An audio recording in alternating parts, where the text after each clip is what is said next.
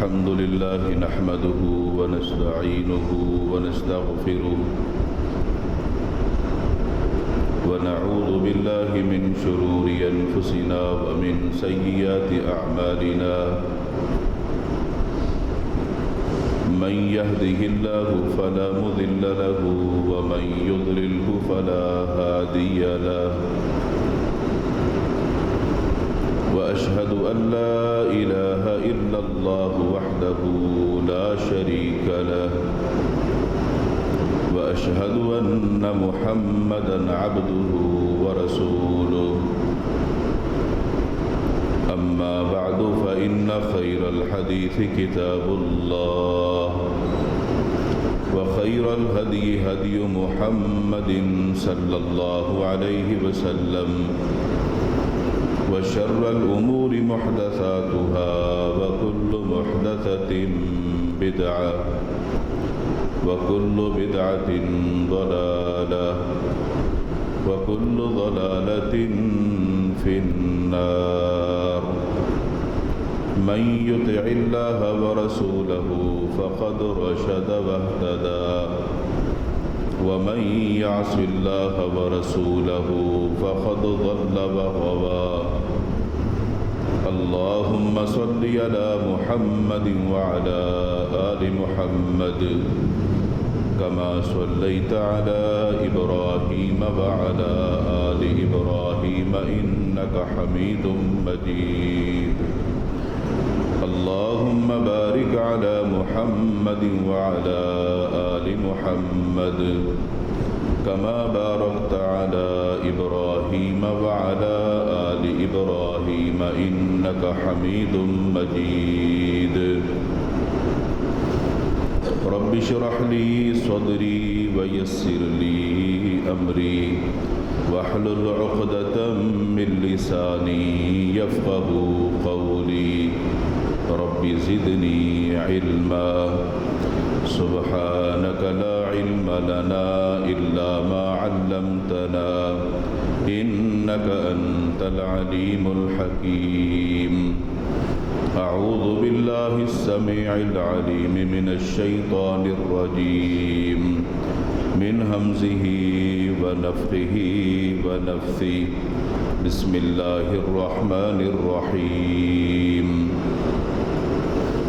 يا أيها الذين آمنوا كتب عليكم الصيام كما كتب على الذين من قبلكم لعلكم تتقون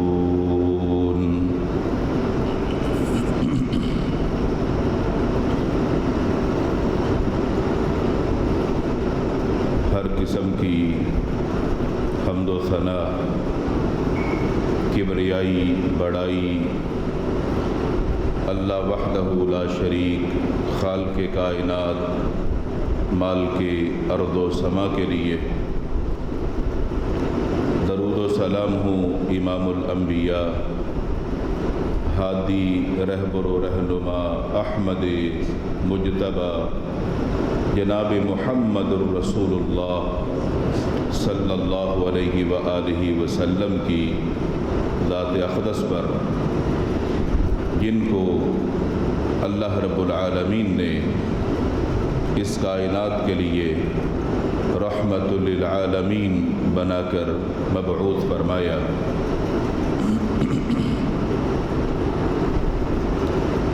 حضرات گرامی،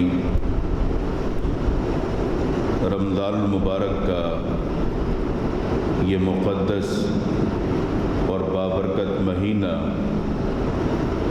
جو اپنی رحمتوں کے ساتھ اللہ کے بندوں پر سایہ فگن ہے، یہ نیکیوں کا موسم بہار ہے۔ اللہ تعالیٰ کی طرف سے اپنے بندوں پر جو خصوصی انعامات ہوتے ہیں یا برکات ہوتی ہیں، یہ ان میں سے ایک ہے،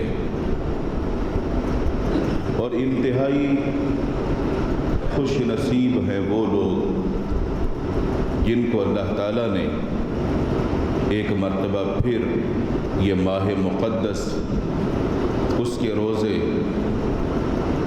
کی جو عبادات ہیں، اللہ کی مغفرت اور اس کی بخشش، ان سب کو سمیٹنے کا موقع دیا۔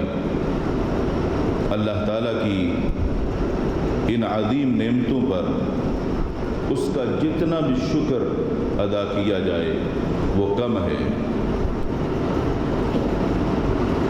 رسول اکرم صلی اللہ علیہ وسلم نے جن اعمال کو جنت میں داخلے کا ذریعہ قرار دیا، ان اعمال میں دین اسلام کے ارکان خمسہ بھی شامل ہیں۔ چنانچہ رسول اکرم صلی اللہ علیہ وسلم کے عظیم صحابی ابو ہریرہ رضی اللہ تعالی عنہ بیان فرماتے ہیں ان اعرابیا اتی النبی صلی اللہ علیہ وسلم، ایک دیہاتی رسول اکرم صلی اللہ علیہ وسلم کی خدمت میں حاضر ہوا اور آ کر کہنے لگا دلنی علی عمل اذا عملت دخلت الجنہ۔ اللہ کے نبی صلی اللہ علیہ وسلم، مجھے کوئی ایسا عمل بتلا دیجئے جو میں کروں تو جنت میں داخل ہو جاؤں۔ تو رسول اکرم صلی اللہ علیہ وسلم نے اس دیہاتی کو جو تعلیم دی، فرمایا تعبد اللہ، اللہ کی تم عبادت کرو گے، ولا تشرک بہ شیئا، اس کے ساتھ کبھی بھی شرک نہیں کرو گے، وتقیم الصلاۃ المکتوبہ، اللہ نے جو نمازیں فرض کی ہیں ان کو تم پابندی کے ساتھ ادا کرو گے، وتؤدی الزکاۃ المفروضہ، اللہ نے جو زکوٰۃ فرض کی ہے اس کو تم ادا کرو گے، وتصوم رمضان، اور رمضان کے مہینے کے روزے رکھو گے۔ آپ صلی اللہ علیہ وسلم نے یہ چیزیں بتلائیں تو وہ کہنے لگا فوالذی نفسی بیدی، تو رسول اکرم صلی اللہ علیہ وسلم کے ساتھ وہ ایک وعدہ کرتا ہے، اللہ کی قسم جس کے ہاتھ میں میری جان ہے، لا ازید علی ھذا، جو آپ نے بتا دیا بس میں اس سے کوئی بڑھاؤں گا نہیں، اس میں کچھ اضافہ نہیں کروں گا، جتنا دین جتنا عمل آپ نے مجھے بتلا دیا ہے اللہ کی قسم اس پر میں پکا رہوں گا۔ فلما ولا، اس مجلس سے اٹھ کر وہ چل پڑا۔ رسول اکرم صلی اللہ علیہ وسلم اپنے صحابہ اکرام کے ساتھ تشریف فرما تھے۔ اس کے جانے کے بعد جیسے ہی وہ اٹھ کر چلا، آپ صلی اللہ علیہ وسلم نے ارشاد فرمایا من سرہ ان ينظر الى رجل من اہل الجنہ فلینظر الى هذا، میرے ساتھیوں، میرے صحابیوں، اگر تم میں سے کسی نے جنتی آدمی دیکھنا ہے تو یہ جنتی آدمی ہے، اس کو دیکھ لو، یہ جو باتیں میری سننے کے بعد میرے ساتھ وعدہ کر کے جا رہا ہے یہ بندہ جنتی ہے۔ رسول اکرم صلی اللہ علیہ وسلم کا اس شخص کو جو کہ وہ دیہاتی تھا، یہ دین اسلام کے فرائض بتلانا اور اس کا ان پر عمل کرنے کا آپ کے ساتھ وعدہ کرنا، یہ دراصل اللہ کی جنت کو حاصل کرنے کا ایک بہترین ذریعہ ہے۔ وہی تعلیم جو آپ صلی اللہ علیہ وسلم نے اس دیہاتی کو دی، وہ تعلیم اس کے لیے خاص نہیں تھی، یہ آپ کی پوری امت کے لیے ہے اور قیامت تک آنے والے لوگوں کے لیے ہے۔ جو بندہ ان چیزوں پر قائم رہے گا اور دین کے اندر اپنی طرف سے کسی بھی عمل کا اضافہ نہیں کرے گا، اس پر پکا رہے گا، انشاءاللہ وہ جنت ہی کے راستے پر ہے۔ رسول اکرم صلی اللہ علیہ وسلم نے جن اعمال کو انسان کے گناہوں کا کفارہ قرار دیا اور جن نیکیوں کے ذریعے سے انسان فتنوں سے بچ جاتا ہے، ان اعمال کا ذکر کیا۔ چنانچہ رسول اکرم صلی اللہ علیہ وسلم نے ارشاد فرمایا فتنۃ الرجل فی اہلہ ومالہ وولدہ وجارہ، انسان کے لیے کچھ چیزوں میں فتنہ ہوتا ہے، آزمائش ہوتی ہے اس کی، اور یہ فتنہ اور جو آزمائش ہے انسان کے لیے، آپ نے فرمایا کہ وہ اس کے گھر کے متعلق ہو سکتی ہے، اس کے مال کے متعلق ہو سکتی ہے۔ یہ آزمائش انسان کو کسی بھی طرف لے جا سکتی ہے، یا تو کامیاب ہو جائے گا یا ناکام ہو جائے گا۔ اور ان میں آپ نے ارشاد فرمایا اس کی اولاد کے بارے میں، اس کے پڑوسی کے بارے میں، یہ وہ چیزیں ہیں جو انسان کو کسی فتنے کے اندر یا آزمائش کے اندر مبتلا کرنے والی ہیں، اور ان آزمائشوں سے اگر نکالنے والی کوئی چیز ہے بندے کو، تو رسول اکرم صلی اللہ علیہ وسلم نے ارشاد فرمایا تکفرها الصلاۃ والصوم والصدقہ، اس کے یہ جو فتنے اور آزمائشیں ہیں، اس کے لیے اگر کوئی چیز کفارہ بن سکتی ہے تو وہ اس کی نمازیں ہیں، اس کے روزے ہیں، اور اس کے ہاتھ کا جو مال وہ خرچ کرتا ہے، صدقہ اور خیرات کرتا ہے، یہ نیکیاں ہیں جو انسان کو ان فتنوں سے اور آزمائشوں سے بچانے کا ذریعہ ہیں۔ رسول اکرم صلی اللہ علیہ وسلم نے اس حدیث میں فتنوں سے بچاؤ کا جو ذکر کیا، جن اعمال کو آپ نے اس میں شمار فرمایا، اس میں روزہ شامل ہے۔ رسول اکرم صلی اللہ علیہ وسلم نے اس شخص کو بڑا ہی بد نصیب قرار دیا کہ جس کو اللہ نے موقع دیا ہو اور وہ اس موسم بہار کے اندر اس سے فائدہ نہ اٹھائے۔ انس بن مالک رضی اللہ تعالی عنہ حدیث کے راوی ہیں، بیان کرتے ہیں دخل رمضان، رمضان کا مہینہ جیسے ہی شروع ہوا، فقال رسول اللہ صلی اللہ علیہ وسلم، تو رسول اکرم صلی اللہ علیہ وسلم ارشاد فرمانے لگے، لوگوں کو متوجہ کیا، فرمایا ان ھذا الشہر قد حضرکم، لوگوں یہ بابرکت مہینہ آن پہنچا ہے، وفیہ لیلۃ، اور یاد رکھو اس مہینے کے اندر ایک رات، ایک عظیم رات، خیر من الف شہر، 1000 مہینوں کی عبادت سے بہتر وہ ایک رات ہے، من حرمها فقد حرم الخیر کلہ، اگر کوئی شخص اس سے محروم ہو گیا وہ ہر قسم کی بھلائی اور خیر سے محروم کر دیا گیا۔ ولا يحرم خیرها الا كل محروم، اور اس سے محروم وہی ہو سکتا ہے جو بد نصیب انسان ہوتا ہے۔ رسول اکرم صلی اللہ علیہ وسلم کا اس مقدس اور بابرکت مہینے کی طرف صحابہ کرام کو بلکہ پوری امت کو توجہ دلانا، اور اس مہینے کے اندر آخری عشرے کی جو طاق راتیں ہیں ان کی طرف رہنمائی کرنا کہ اللہ کی طرف سے اگر تم رحمتوں کا حصول چاہتے ہو، گناہوں کی بخشش چاہتے ہو، تو یہ بات یاد رکھو، یہ خیر اور بھلائی کا مہینہ ہے، اس کے اندر خیر کو اکٹھا کر لو، وقت کو ضائع کیے بغیر اس سے سمیٹ لو جو کچھ سمیٹنا ہے، عبادات کی شکل میں، صدقہ اور خیرات کی شکل میں، نیکیوں کی شکل میں، تاکہ تم اپنے رب کو راضی کر سکو۔ اور اگر دیکھا جائے بھلائی اور نیکی یہ انہی کاموں پر بولا جاتا ہے جو اللہ کے نبی صلی اللہ علیہ وسلم نے بتلائے ہیں کرنے کے کام، اور جتنی بھی نیکیاں ہیں یہ ساری کی ساری نیکیاں بھلائی ہی کے کام ہیں، انہی کو ہم نیکی کہتے ہیں۔ کسی شخص کا اپنا ذاتی پسند کا عمل اس کو نیکی نہیں کہا جاتا، وہ اس کی خواہش ہوتی ہے، اور دین اسلام خواہشات کا نام نہیں ہے، دین اسلام اللہ کی وحی ہے۔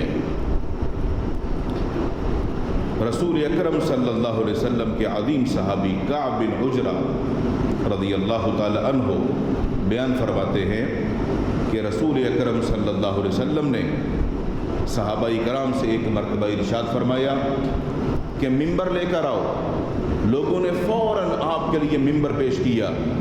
اللہ کے نبی صلی اللہ علیہ وسلم ممبر کی پہلی سیڑھی پر قدم رکھتے ہیں تو فرماتے ہیں آمین، پھر دوسری سیڑھی پہ قدم رکھا، پھر فرمایا آمین، تیسری سیڑھی پہ قدم رکھا، پھر فرمایا آمین۔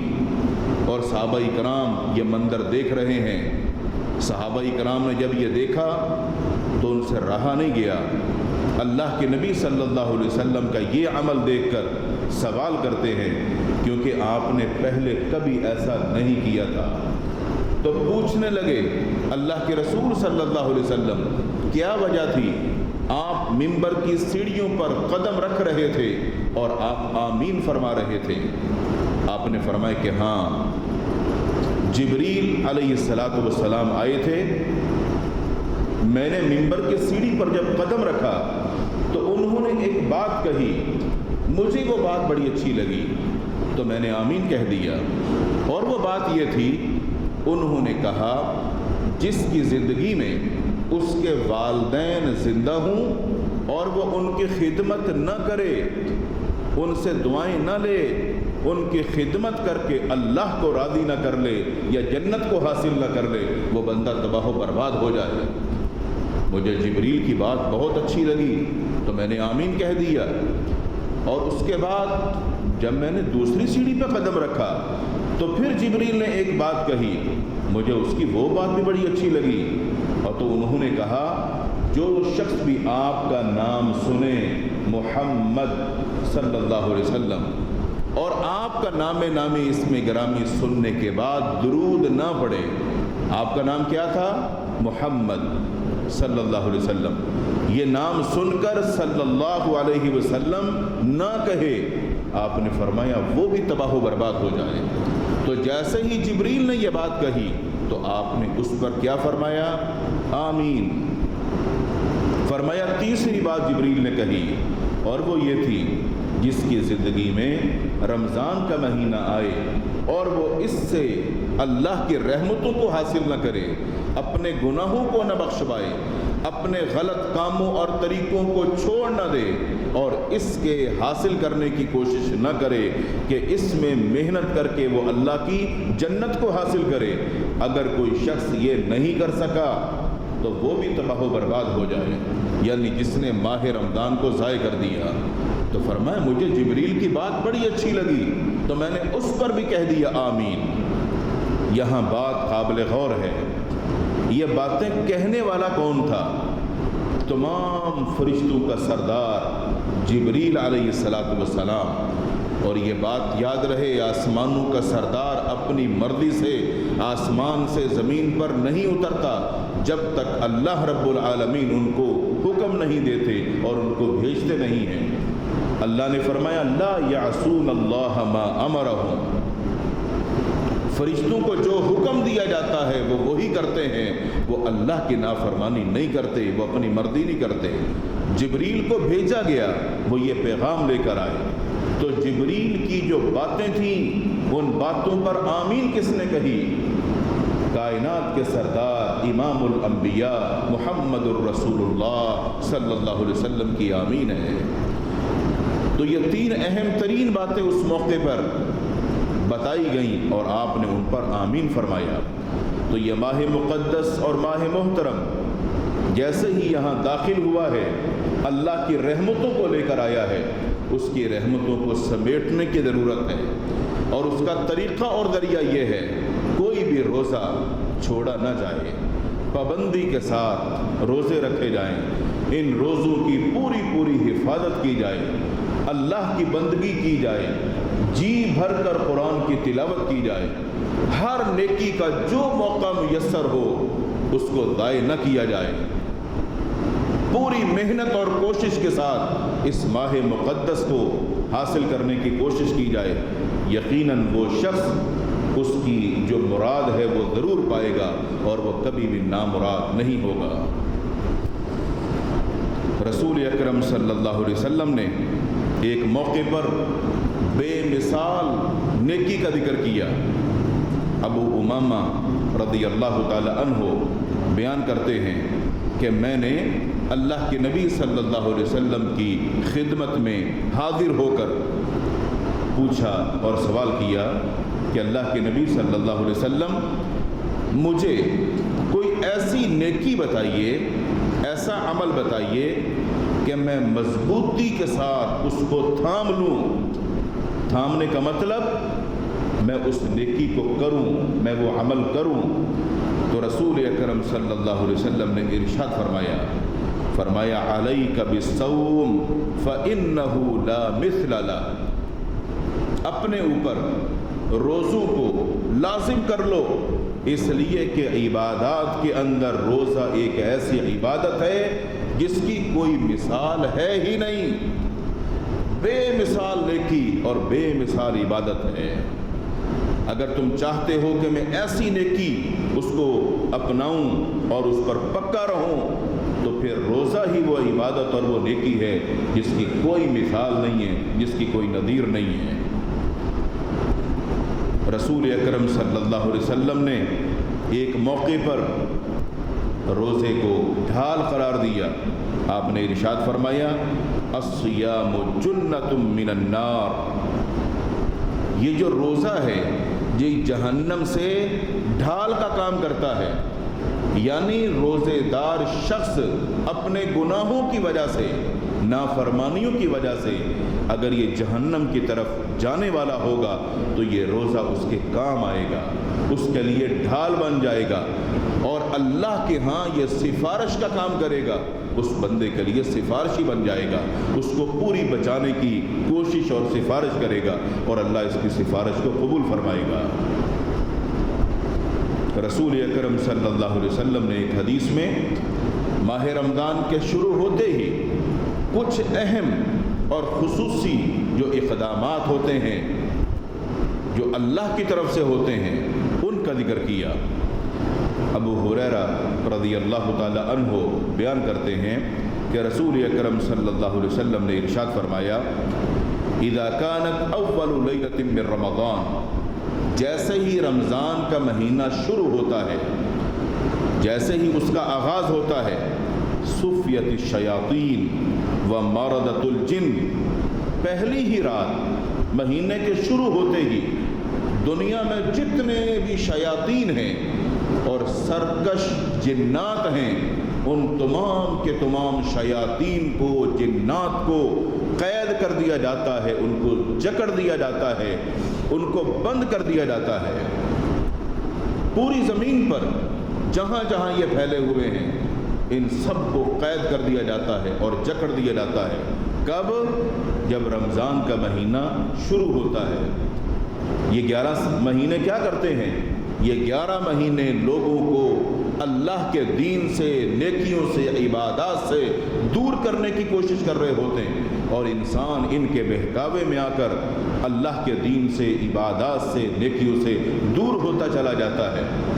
اس ماہ مقدس کے شروع ہوتے ہی پہلا جو اقدام کیا جاتا ہے وہ تمام قسم کے شیاطین کو، جنات کو قید کر دیا جاتا ہے، ان کو بند کر دیا جاتا ہے تاکہ یہ اللہ کے بندوں کو نیکیوں سے دور نہ کرے، تاکہ یہ اللہ کے بندوں کو عبادات سے دور نہ کرے، ان کو بہکائے نہ، اللہ تعالیٰ ان کو قید کر دیتا ہے۔ آگے ارشاد فرمایا وَغُلِّقَتْ أَبْوَابُ النَّارِ، جہنم کے جو دروازے ہیں وہ کھلے ہوتے ہیں۔ یہ مہینہ شروع ہوتا ہے تو تمام کے تمام جہنم کے دروازے بند کر دیے جاتے ہیں۔ فَلَمْ يُفْتَحْ مِنْهَا بَابٌ، کوئی ایک دروازہ بھی جہنم کا کھلا نہیں رہتا اس ماہ مقدس کے اندر۔ یہ اس ماہ مقدس کا احترام سمجھ لو یا اللہ کا اپنے بندوں پر انعام سمجھ لو۔ شیاطین بھی قید ہو گئے، یہ شیاطین لوگوں کو بہکا کر جس جہنم کی طرف لے کے جاتے ہیں وہ جہنم کے دروازے بھی بند کر دیے جاتے ہیں۔ اور کیا ہوتا ہے؟ وَفُتِحَتْ أَبْوَابُ الْجَنَّةِ، اللہ کی جنت کے جو دروازے ہیں ان کو کھول دیا جاتا ہے۔ فَلَمْ يُغْلَقْ، کوئی بھی دروازہ جنت کا بند نہیں ہوتا، سب دروازے کھول دیے جاتے ہیں۔ یوں سمجھ لیجئے کہ جنت کے دروازے کھلے ہیں اور اہل ایمان کے لیے وہ جنت منتظر ہے کہ تمہارا اصل ٹھکانہ یہی ہے. تمہارے بابا کو آدم علیہ السلام کو اسی جگہ رکھا گیا تھا, وہیں سے زمین پر بھیجا ہے, اور واپسی تم نے یہی آنا ہے. تمہارا اصل مقام یہی ہے. اسی کے لیے یہ سب محنت ہو رہی ہے. اللہ کی رضا کو حاصل کرنے کے لیے تگ و دو کر رہے ہیں. اس کے ساتھ کیا ہوتا ہے؟ وَنَادَى مُنَادٍ, اللہ کی طرف سے ایک فرشتہ آوازیں لگاتا ہے, یا باغی الخیر اقبل. یہ ماہ مقدس شروع ہو گیا, اللہ کی طرف سے فرشتہ آوازیں لگاتا ہے, اے نیکی کرنے والے, اے بھلائی کرنے والے, اے خیر کا کام کرنے والے, اقبل, آگے بڑھ, جلدی کر, نیکیوں کا موسم بہار آ گیا, کما لے جو کمانا ہے, حاصل کر لے جو کچھ کرنا ہے. اور یہ وقت انتہائی غنیمت ہے کہ جلدی کر لے اور سمیٹ لے. اور آواز لگاتا ہے وَيَا بَاغِيَ الشَّرِّ أَقْصِرْ, اور اے شر کو چاہنے والے, برائی کرنے والے, برائیوں کی دلدل میں پھنسے ہوئے, اب تو بس کر, اب تو رک جا, اب تو برائی کو چھوڑ دے. اب تو یہ ماہ مقدس آ گیا, اب تو شیطان بھی بند ہو گئے, اب تو جہنم کے دروازے بھی بند ہو گئے. اب تو خیر کی طرف آ جا, اب تو بھلائی کی طرف آ جا, اب تو یہ غلط راستے چھوڑ دے, اب تو غلط کام چھوڑ دے. اب تیرے پاس کیا بہانہ ہے؟ پہلے تو یہ کہتا تھا کہ بس مجھے شیطان نے بہکا دیا, اب تو شیطان کو بھی قید کر دیا. اگر تیرے اندر کا شیطان ابھی تک تجھے اس راستے کے لیے بہکا رہا ہے تو یہ تیرا ضمیر مردہ ہو چکا ہے. اپنے ضمیر کو جھنجھوڑ اور اللہ کی رحمت کی طرف آ. اس کی طرف سے بلاوا آ رہا ہے کہ خیر کے متلاشی جلدی کر, شر کو چاہنے والے اب بس کر. اور یہ ہر بندے کے لیے ایک پیغام ہے اور ایک ندا ہے جو اللہ کی طرف سے فرشتہ آوازیں لگاتا ہے. فرمایا وَلِلَّهِ عُتَقَاءُ مِنَ النَّارِ, اور رمضان کی ہر رات اللہ رب العالمین اپنے بندوں کو جہنم سے آزاد بھی کرتا ہے. مطلب کتنے سارے لوگ ہیں جو اس ماہ مقدس کے اندر دین کی طرف آتے ہیں اور اپنی مصروفیات کو ترک کر کے اللہ کی رحمتوں کو سمیٹنے کے لیے آتے ہیں. نمازوں کی پابندی, قرآن کی تلاوت, روزوں کی پابندی, ذکر و اذکار, ہر نیکی کے کام کے ساتھ ایک محبت ہوتی ہے ایک مومن کو. تو جب یہ دین کے اتنے قریب آتے ہیں اور اللہ کو یاد کرنے لگتے ہیں تو پھر یہ اپنے گناہوں کو بھی یاد کرتے ہیں, اپنے گناہوں پر یہ معافیاں بھی مانگتے ہیں, اور پھر یہ اللہ سے توبہ بھی کرتے ہیں, پھر یہ اللہ سے بخشش بھی مانگتے ہیں. تو جب یہ بندہ اتنا اپنے گناہوں پر نادم ہوتا ہے, ان العبد اذا اعترف ثم تاب تاب اللہ علیہ. اللہ کے پیغمبر صلی اللہ علیہ وسلم نے ارشاد فرمایا کہ جب بندہ اللہ کے حضور اپنے گناہوں کا اعتراف کرتا ہے اور اللہ سے توبہ کرتا ہے کہ اللہ ہاں مجھ سے گناہ ہوئے ہیں, یہ غلطیاں ہوئی ہیں, میں اعتراف کرتا ہوں مگر آئندہ ایسا نہیں کروں گا, تو اللہ اس بندے کی توبہ کو قبول فرماتا ہے. تو جس کی توبہ قبول ہو گئی وہ جہنم سے آزاد ہو گیا. کتنے ہی لوگوں کو اللہ رب العالمین اس ماہ مقدس کے اندر جہنم سے آزاد کرتا ہے. تو کیا ہے کوئی بندہ اللہ کی رحمت کا متلاشی, بخشش کا طلبگار کہ جو اپنے گناہوں پر نادم ہو جائے, توبہ کر لے, معافی کا طلبگار بن جائے اور اللہ رب العالمین کو راضی کر لے اور جہنم سے آزاد ہو جائے. فرمایا وَذَلِكَ فِي كُلِّ لَيْلَةٍ, ایسا نہیں ہے کہ یہ کبھی کبھار ایسا ہوتا ہے, نہیں, یہ جب تک رمضان کا مہینہ رہتا ہے ہر رات ایسا ہی ہوتا ہے. مانگنے والے مانگتے ہیں, دینے والا دیتا ہے. تو دینے والا تو دینے کے لیے تیار ہے, وہ تو آسمان دنیا پر رات کو اپنے بندوں کو آوازیں بھی لگاتا ہے, میرے بندو مجھ سے مانگو, کیا مانگتے ہو, کیا چاہیے, میں تمہیں دینے کے لیے تیار ہوں. ہم ہیں کہ اللہ رب العالمین کی طرف آنے کے بجائے ہم اس کی رحمت سے شاید دور ہو رہے ہیں. رسول اکرم صلی اللہ علیہ وآلہ وسلم نے جہاں اعمال کا تذکرہ کرتے ہوئے اس کی فضیلتوں کو بیان فرمایا، تو روزہ رکھنے والا یہ بندہ ہوگا کن کے ساتھ، ان کو مقام کون سا ملے گا، یہ بھی ان کی ایک فضیلت ہے۔